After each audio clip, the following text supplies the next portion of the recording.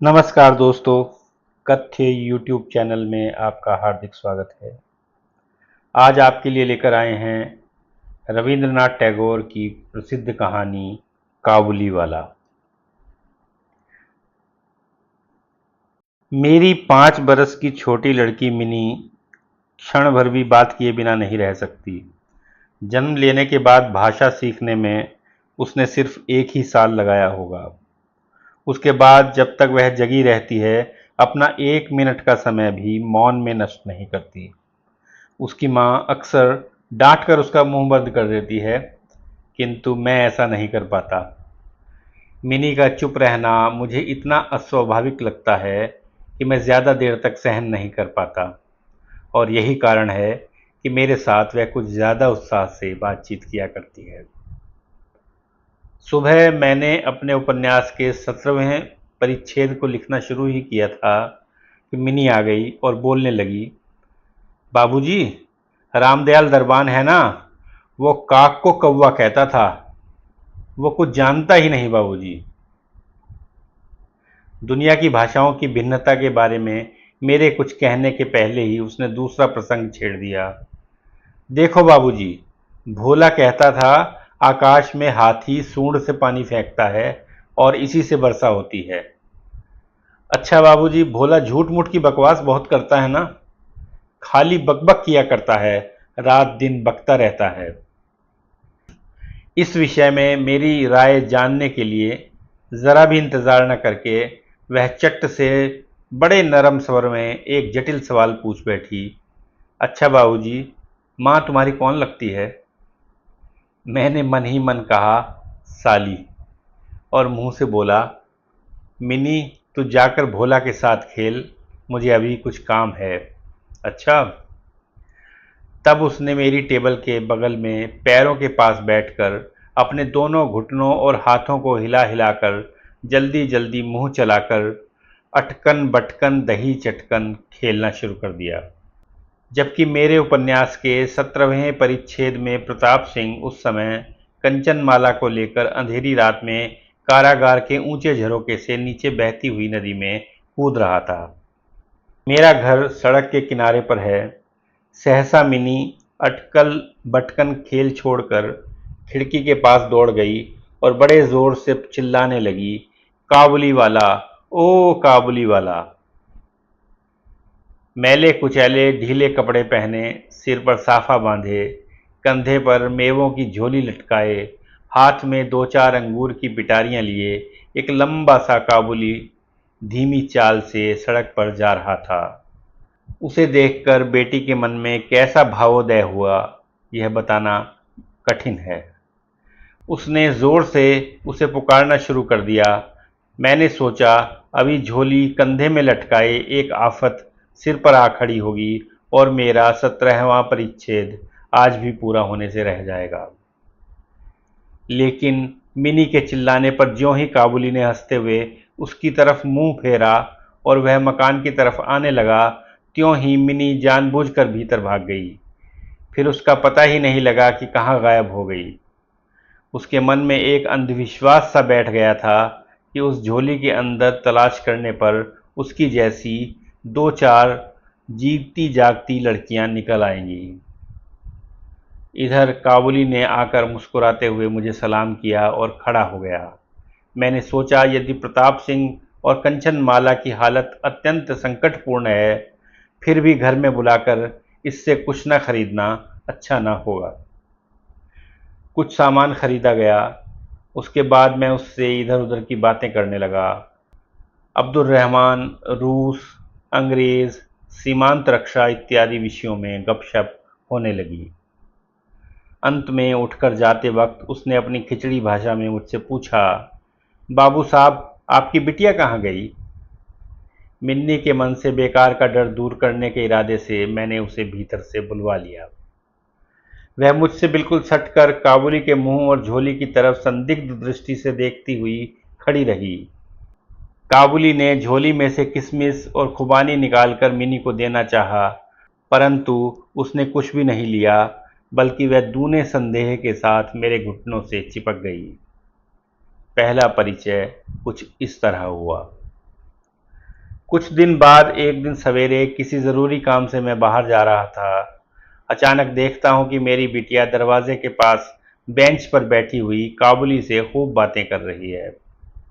काबुली उसके पैरों के पास बैठा बैठा मुस्कुराता हुआ ध्यान से सब सुन रहा है और बीच बीच में प्रसंगानुसार अपना मतामत भी खिचड़ी भाषा में व्यक्त करता जा रहा है।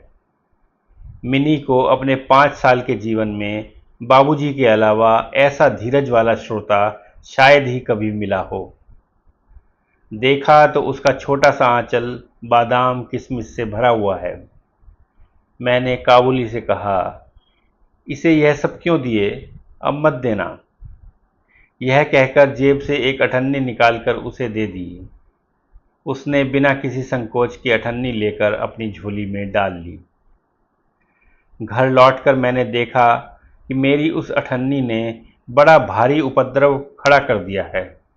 मिनी की माँ एक सफ़ेद चमकीला गोलाकार पदार्थ हाथ में लिए मिनी से पूछ रही है, तूने यह अठन्नी पाई कहाँ से, बता। मिनी ने रोने की तैयारी करते हुए कहा, मैंने मांगी नहीं, उसने अपने आप दी है। मैंने आकर मिनी की उस आसन्न विपत्ति से रक्षा की और उसे बाहर ले आया। पता चला कि उस काबुली के साथ मिनी की यह दूसरी ही मुलाकात हो, ऐसी बात नहीं है। इस बीच वह रोज आता रहा है और पिस्ता बादाम की रिश्वत दे देकर मिनी के छोटे से हृदय पर उसने काफी अधिकार जमा लिया है। देखा कि इन दोनों मित्रों में कुछ बंधी हुई बातें और हंसी मौजूद है। जैसे रहमत को देखते ही मेरी बेटी हंसती हुई पूछती, काबुली वाला, ओ काबुली वाला, तुम्हारी झोली में क्या है। रहमत एक अनावश्यक चंद्रबिंदु जोड़कर हंसता हुआ उत्तर देता, हाथी। उसके परिहास का मर्म अत्यंत सूक्ष्म हो, ऐसा तो नहीं कहा जा सकता, फिर भी इससे इन दोनों को जरा विशेष कौतुक होता लगता और शरद ऋतु के प्रभाव में एक सयाने और एक बच्चे की सरल हंसी देखकर मुझे भी काफी अच्छा लगता। उनमें और भी एक आध बातें सामान्य तौर पर होती थीं। रहमत मिनी से कहता, तुम ससुराल कभी नहीं जाना। अच्छा। हमारे यहाँ की लड़कियाँ जन्म से ही ससुराल शब्द से परिचित होती हैं, किंतु हम लोग ज़रा कुछ नए ज़माने के होने के कारण छोटी सी बच्ची को ससुराल के संबंध में विशेष ज्ञानी नहीं बना सके। इसलिए रहमत का वह अनुरोध वह साफ साफ नहीं समझ पाती थी। फिर भी किसी बात का जवाब दिए बिना चुप रहना उसके स्वभाव के बिल्कुल विरुद्ध था। उल्टे वह रहमत से ही पूछती, तुम ससुराल कब जाओगे। रहमत काल्पनिक ससुर के लिए अपना जबरदस्त मोटा घूंसा तानकर कहता, हम ससुर को मारेगा। यह सुनकर मिनी किसी ससुर नामक अपरिचित जीव की दुरावस्था की कल्पना करके खूब हंसती। देखते देखते शुभ्र शरद ऋतु आ पहुंची। प्राचीन काल में इसी समय राजा महाराजा दिग्विजय के लिए निकलते थे। मैं कलकत्ता छोड़कर कभी कहीं नहीं गया, शायद इसीलिए मेरा मन पृथ्वी भर में घूमा करता है। यानी मैं अपने घर के कोने में चिर प्रवासी हूँ। बाहर की दुनिया के लिए मेरा मन सर्वदा चंचल रहता है। किसी विदेश का नाम सुनते ही मेरा चित्त वहीं के लिए दौड़ने लगता है। इसी तरह विदेशी आदमी को देखते ही तुरंत मेरा मन नदी पर्वत वन के बीच में एक कुटीर का दृश्य देखने लगता है और एक उल्लासपूर्ण स्वाधीन जीवन यात्रा की बात कल्पना में जाग उठती है। दूसरी तरफ मैं ऐसा स्थावर प्रकृति हूँ कि अपना कोना छोड़कर घर से बाहर निकलने के नाम से मेरा शरीर कांपने लगता है। यही वजह है कि सवेरे के वक्त अपने छोटे से कमरे में टेबल के सामने बैठकर उस काबुली से बातें करके मैं बहुत कुछ भ्रमण का आनंद ले लिया करता हूँ। मेरे सामने काबुल का पूरा चित्र खिंच जाता। दोनों तरफ ऊबड़ खाबड़ जले हुए लाल रंग के ऊंचे दुर्गम पहाड़ हैं और रेगिस्तानी संकरा रास्ता। उस पर लदे हुए ऊंटों की कतार जा रही है। साफा बांधे हुए सौदागर और मुसाफिर हैं। कोई ऊंट पर सवार है तो कोई पैदल ही जा रहा है। किसी के हाथ में बर्छा है तो कोई बाबा आदम के जमाने की पुरानी बंदूक लिए हुए है। मेघ गर्जन के स्वर में काबुली लोग अपनी खिचड़ी भाषा में अपने देश की बातें कर रहे हैं। मिनी की माँ का स्वभाव बड़ा शंकालु है। रास्ते में कोई शोरगुल हुआ नहीं कि उसने मान लिया कि दुनिया भर के सारे मतवाले शराबी हमारे ही मकान की तरफ दौड़े आ रहे हैं। उसकी समझ से यह दुनिया इस छोर से लेकर उस छोर तक चोर डकैत, मतवाले, शराबी, सांप बाघ, मलेरिया, सुआं, तिलचट्टे और गोरों से भरी पड़ी है। इतने दिन हुए, बहुत ज़्यादा दिन भी नहीं हुए, इसी दुनिया में रहते हुए फिर भी उसके मन का यह संशय दूर नहीं हुआ। खासकर रहमत काबुली की तरफ से वह पूरी तरह से निश्चित नहीं थी। उस पर विशेष दृष्टि रखने के लिए मुझसे वह बार बार कहती रहती। जब मैं उसका संदेह हंसी में उड़ा देना चाहता तो वह मुझसे एक साथ कई सवाल कर बैठती। क्या कभी किसी का लड़का चुराया नहीं गया?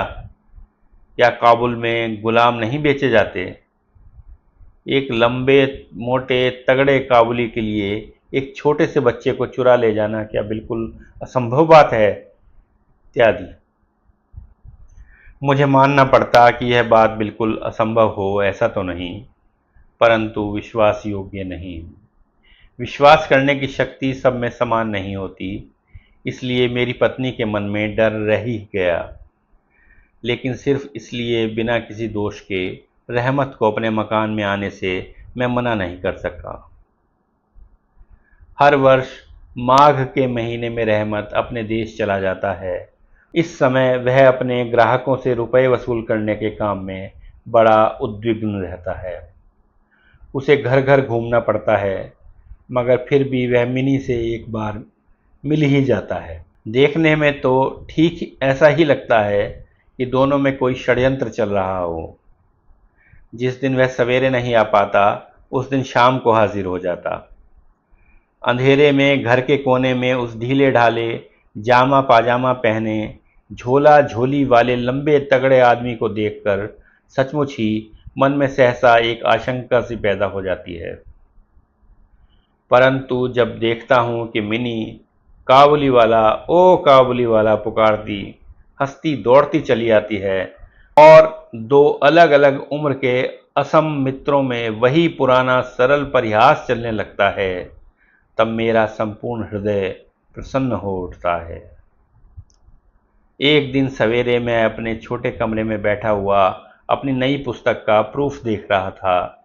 जाड़ा विदा होने से पहले 2-3 दिनों से खूब जोरों से पड़ रहा था। जहाँ देखो वहाँ जाड़े की ही चर्चा है। ऐसे जाड़े पाले में खिड़की में से सवेरे की धूप टेबल के नीचे पैरों पर पड़ी तो उसकी गर्मी मुझे आनंद विभोर कर गई। करीब 8 बजे होंगे। सिर में गुलूबंद लपेटे प्रातः भ्रमण करने वाले अपना भ्रमण समाप्त करके लोग अपने अपने घर की तरफ लौट रहे थे। ठीक इसी समय सड़क पर एक जोरदार शोर सुनाई पड़ा। देखता हूँ अपने उस रहमत को 2 सिपाही बांधे लिए चले जा रहे हैं। उसके पीछे बहुत से कुतूहली लड़कों का झुंड चला जा रहा है। रहमत के कुर्ते पर खून के दाग हैं और एक सिपाही के हाथ में खून से सना हुआ छुरा। मैंने दरवाजे से बाहर निकलकर सिपाही को रोक लिया। पूछा, क्या बात है? कुछ सिपाही से और कुछ रहमत के मुंह से सुना कि हमारे पड़ोस में रहने वाले एक आदमी ने रहमत से रामपुरी चादरें खरीदी और कुछ रुपए उसकी तरफ बाकी थे, जिन्हें वह देने से नट गया। बस इसी पर दोनों में बात बढ़ गई और रहमत ने छुरा निकालकर उसको भोंक दिया। रहमत उस झूठे बेईमान आदमी के लिए तरह तरह की अश्रव्य गालियां सुना रहा था। इतने में काबुली वाला, ओ काबुली वाला पुकारती हुई मिनी घर से निकल आई। रहमत का चेहरा क्षण भर में कौतुक हास्य से प्रफुल्ल हो उठा। उसके कंधे पर आज झोली नहीं थी, इसलिए झोली के बारे में दोनों मित्रों में अभ्यस्त परिहास न चल सका। मिनी ने आते ही उससे पूछा, तुम ससुराल जाओगे?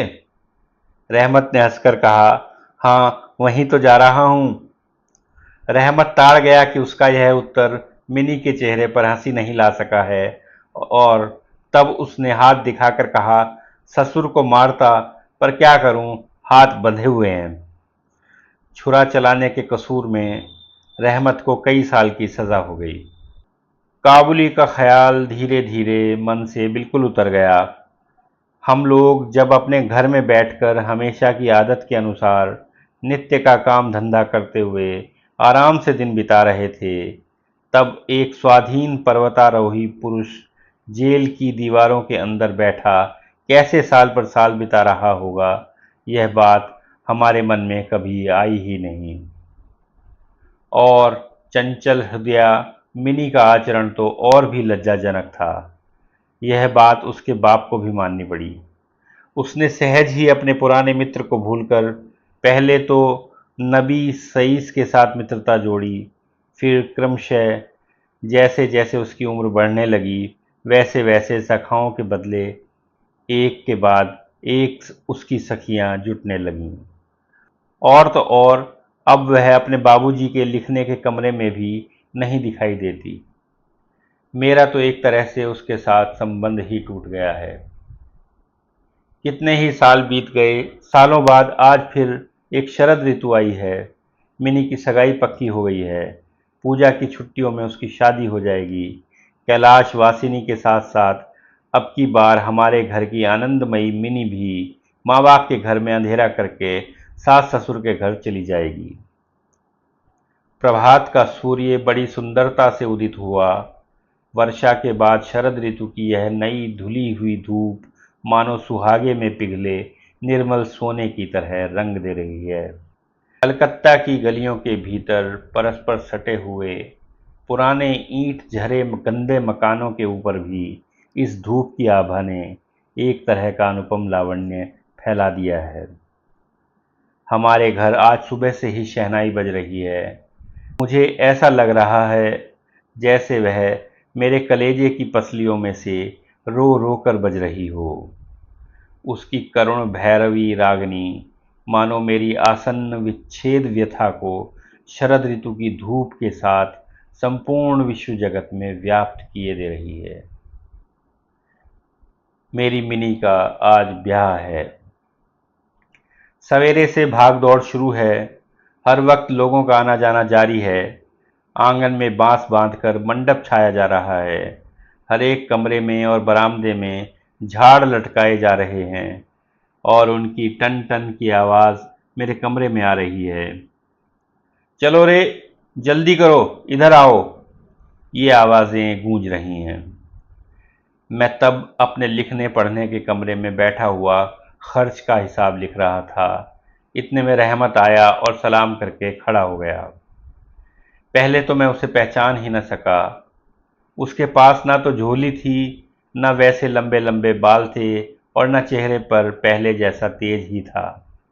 अंत में उसकी मुस्कुराहट देखकर पहचान सका कि वह रहमत है। मैंने पूछा, क्यों रहमत, कब आए? उसने कहा, कल शाम को जेल से छूटा हूँ। सुनते ही उसके शब्द मेरे कानों में खट से बज उठे। किसी खूनी को मैंने कभी आंखों से नहीं देखा था। उसे देखकर मेरा सारा मन एकाएक सिकुड़ सा गया। मेरी यही इच्छा होने लगी कि आज के इस शुभ दिन में यह आदमी यहाँ से चला जाए तो अच्छा हो।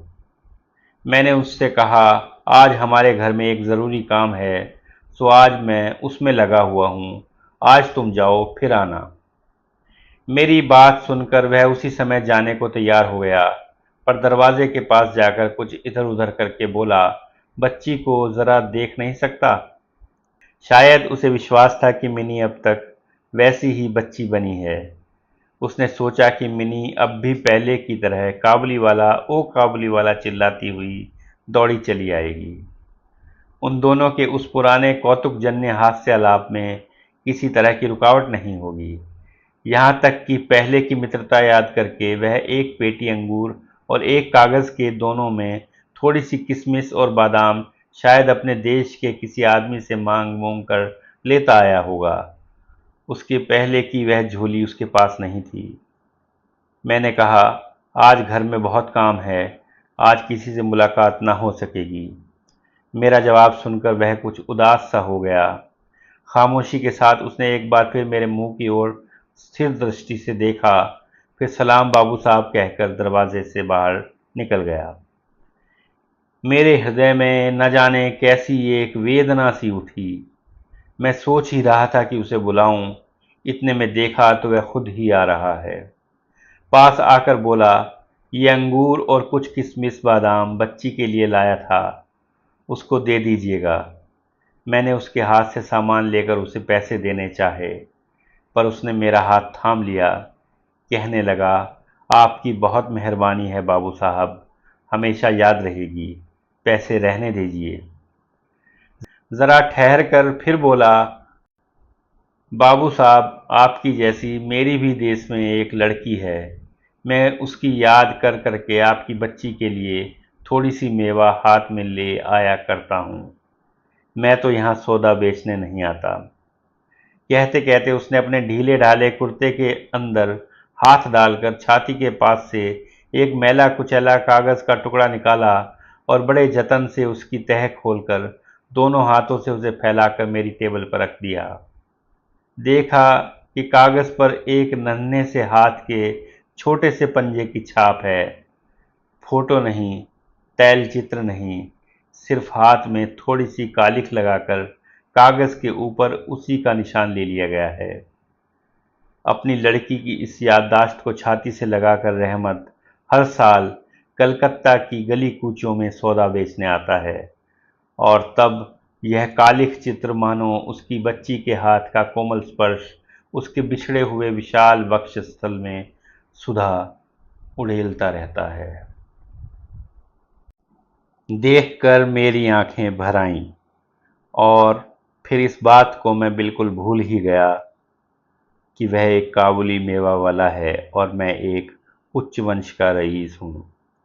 तब मैं महसूस करने लगा कि जो वह है वही मैं हूँ। वो भी एक बाप है, मैं भी एक बाप हूँ।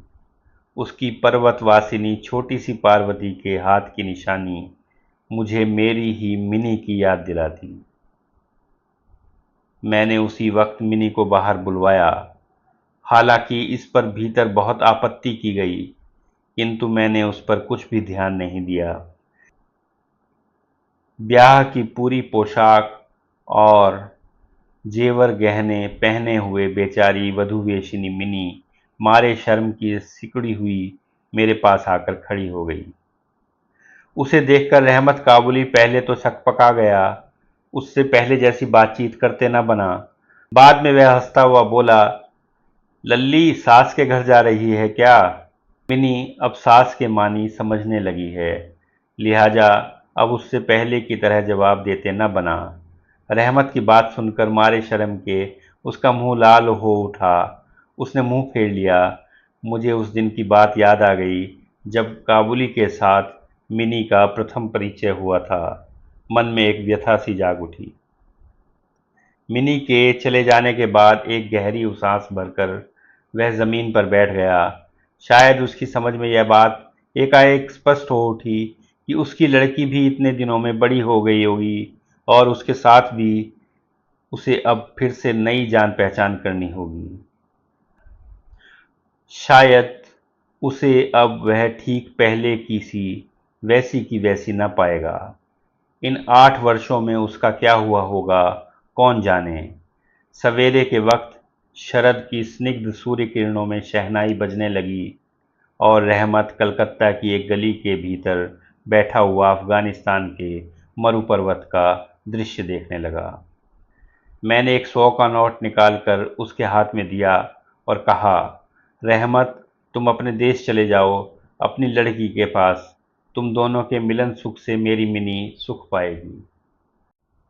रहमत को रुपए देने के बाद ब्याह के हिसाब में से मुझे उत्सव समारोह के 2-1 अंग छांट कर निकाल देने पड़े। जैसी मन में थी वैसी रोशनी नहीं करा सका। अंग्रेजी बाजे भी नहीं आए। घर में औरतें खूब नाराज हुईं। सब कुछ हुआ। फिर भी मेरा ख्याल है कि आज एक अपूर्व मंगल प्रकाश से हमारा शुभ उत्सव उज्जवल हो उठा। दोस्तों, तो ये थी रविंद्रनाथ टैगोर की कहानी काबुलीवाला। आपसे निवेदन है कि यदि आपको ये कहानी पसंद आई हो तो हमारे चैनल को सब्सक्राइब करें, अपने मित्रों के साथ शेयर करें और अपनी कीमती राय से हमें अवगत कराएं। शुक्रिया मित्रों।